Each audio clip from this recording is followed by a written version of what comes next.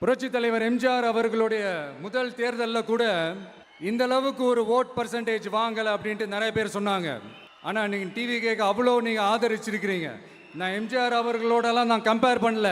எம்ஜிஆர் தான். ஆனால் நாம் பெரியார், அண்ணா, எம்ஜிஆர் அவர்கள் வழியில் ஒரு அன்பா உழைக்க வந்த உங்கள் விஜய், அவ்வளவுதான். 1977 நீங்கள் போடாத ஓட்டை 2026 நீங்கள் போட்டிருக்கிறீங்க. என்ன ஒன்று, இன்னும் கொஞ்சம் அதிகமாக ஆதரிச்சிருந்தீங்கன்னா கொஞ்சம் நல்லா வந்திருக்கும்.